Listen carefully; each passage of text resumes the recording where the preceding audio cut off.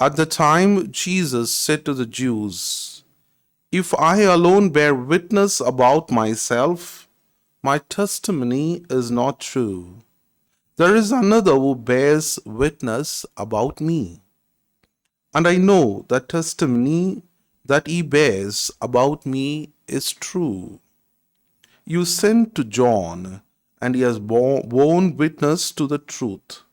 Not that the testimony that I receive is from man, but I say these things so that you may be saved." He was a burning and shining lamp, and you were willing to rejoice for a while in his light. But the testimony that I have is greater than that of John.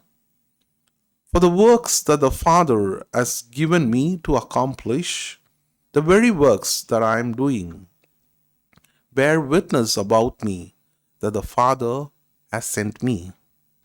And the Father who sent me has himself borne witness about me. His voice you have never heard, his form you have never seen, and you do not have his word abiding in you. For you do not believe the one whom he has sent. You search the scriptures, but you think that in them you have eternal life, and it is they that bear witness about me. Yet you refuse to come to me that you may have life. I do not receive glory from people, but I know that you do not have the love of God within you. I have come in my Father's name, and you do not receive me.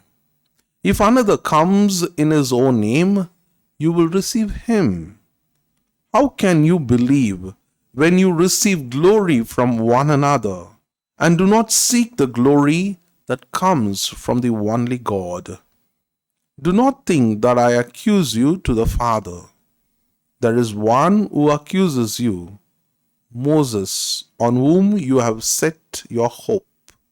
For if you believed Moses, would believe me, for he wrote of me. But if you do not believe his writings, how will you believe my words?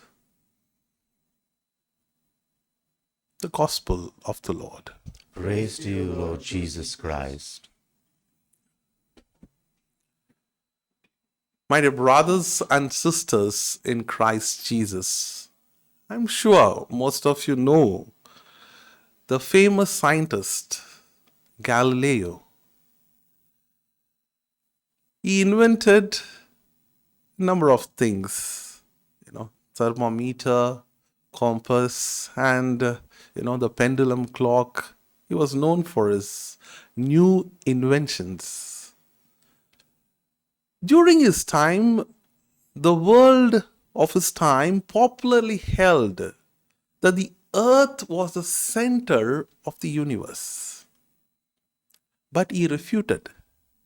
He said the sun was the center of the earth. For that opinion, for being right, he was imprisoned, suffered, and ultimately led to death.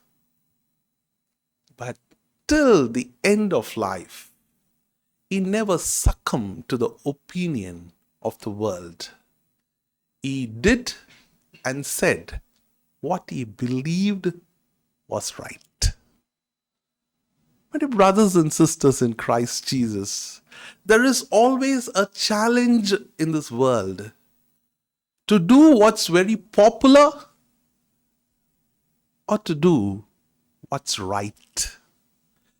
Today's gospel passage precisely comes after when Jesus healed the paralytic man on the Sabbath. Now the Pharisees and Sadducees were very angry with Jesus because he cured a paralytic man on the Sabbath day. It was very popularly believed in their religion or of their times that a person cannot be healed or cannot do anything on the Sabbath day. Jesus was, of course, a threat to their authority. But Jesus strongly believed in the gospel, in his own life as well, that doing right is more important than being very popular. As we look into our lives, my dear brothers and sisters, today the media, social media, gives us a challenge, throws to us, how can you and me be popular? The way we live, the things that we buy, the concepts that we believe, what will make me popular? Not that, what will make my life right? As we come around the altar of God, my dear brothers and sisters, today Jesus and the gospel challenging us. It's not so much as Christians, we are called to believe and live what's popular. But like Jesus and as Galileo, we are called to do what is right.